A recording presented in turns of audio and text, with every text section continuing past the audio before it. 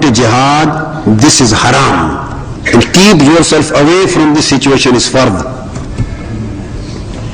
And I would quote to establish this fact of fiqh, Islamic books, through a hadith narrated by Abdullah bin Umar radiallahu ta'ala anhu and quoted by Imam Tirmizi, Abu Dawud and Imam Ahmad in his Musnad. There were a group of companions, they were fighting towards Najd. They saw there was a lot of difference between them, their force and the enemies. And they saw that if they continue fighting, there would be a big loss and damage for the Muslims. So they managed and they ran away from the battlefield and came to Medina.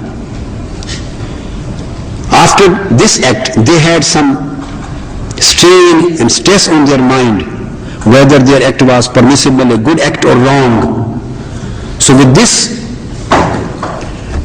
stress, they came to Holy Prophet sallallahu alaihi wasallam and stated there, "Nahnu al-fararun ya Rasulullah." Ya Rasulullah, we are the people who ran away from jihad or from battle.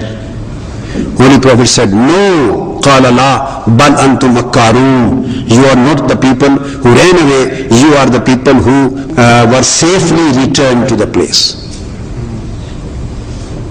So that you may prepare yourself. And when you get prepared, then you can look forward for the next step.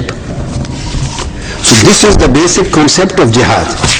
Now, coming to this important fact that what we people are doing,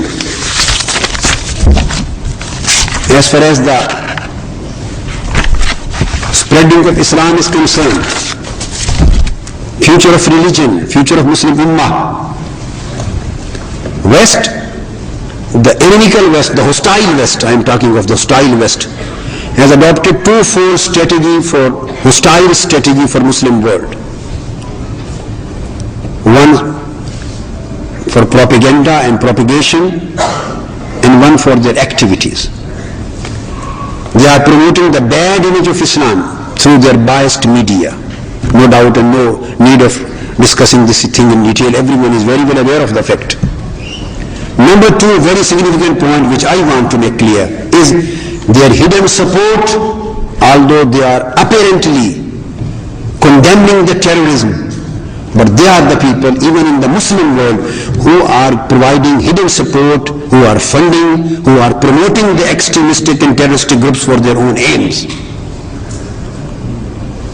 We know many of those groups who are being funded by those powers who are always raising slogans against terrorism. So, elimination and denouncing of terrorism is their slogan, and promoting terrorism is their policy. They have double faces. So they have a conflict and they have a dual character in their own lives. They want to promote the terrorism. They want to promote the extremistic version of Islam. Extremistic, those sects who possess the extremistic version, they want to promote them. They want to promote those sects, those groups, those organizations in various Muslim countries, including Pakistan. They bring them up, they provide them funds, they provide them political support. Why? So that if they come up and they will raise an extremistic slogans and they will create a terroristic environment and they will create an environment against peace. So this would be useful and helpful for them to come there saying, "Oh, here is terrorism and we want to come here to eliminate terrorism." So they will make the path for their furtherance over there. So I think that terrorism cannot be eliminated from this world unless the big supreme powers, they leave the path of terrorism and promoting the terrorism. And next, the final, if they want to root out the terrorism from the whole world, so they have to eliminate their dual character and dual policies. The big powers, including UNO and Security Council, their policies for the Western non-Islamic world are different. Their standard for the Muslim world are different. A partition plan was passed by UNO, a resolution was passed, resolution number 181, which created two states, Israel and Palestine. and gave 53% of the territory to Israeli state, the partition plan, resolution 181 of UNO, and 47% of the territory to Palestine, in spite of the fact that the Muslim Palestine Arabs possessed and they owned more than 92% of the land. And the Jews owned less than 5% of the land. In spite of this fact, this was a decision by UNO. Muslim world and Palestinians accepted the decision. Britain handed over that place, Palestine, to them, and all of a sudden, by rebutting and rejecting the UNO plan, Israel took over the possession of 77% of the land. This was first violation of the UNO resolution. Right from that day to 1995, dozens of resolutions were passed. All resolutions were rejected, violated by Israel and supported by America, violating all rules of international law, all rules of business, all rules of world democracy, all rules of human rights, and all basic sanctities of the resolutions of UNO. Everything was rejected. This is on one side. A resolution of plebiscite was passed in favor of Kashmiri people. 55 years have passed. Palestinians lost their land. Kashmiris are fighting for the last 55 years. They are giving their lives. They are giving their blood. They are being butchered.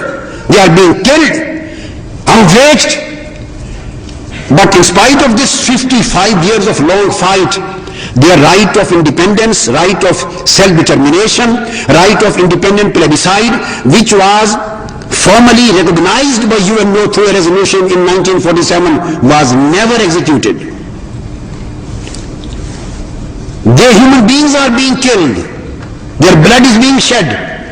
If in the Western world, right of a cat and right of a dog is usurped, the law comes into motion. You are the protectors of the rights of cats, dogs and animals. What do you think? Don't you think that the right of human beings in Kashmiri Valley are the lesser value of the dogs and cats and animals in the Western world? We think nobody in this world is in favor of terrorism.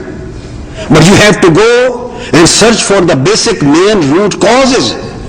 Unless you keep on the dual standards in this world, the whole world is being ruled, regulated, regularized, and the things are being executed in dual standard. Unless the whole policies come into single sole standard and global formula, the terror will never, it comes out of frustration sometimes. It cannot be outrooted. This is the one strategy adopted by them, a dual strategy. And on our own side, in Muslim Ummah, there are two types of groups: intellectual groups and armed groups.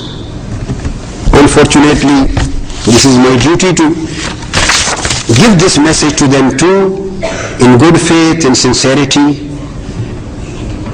being the well-wisher of the Muslim youth and Muslim people, that both these groups are following either Zahirite ideology or Kharijite ideology.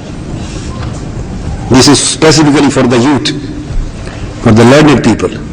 Zahirites, whose theology was absolutely rejected in Islam, they used to accept only the letter of religious texts.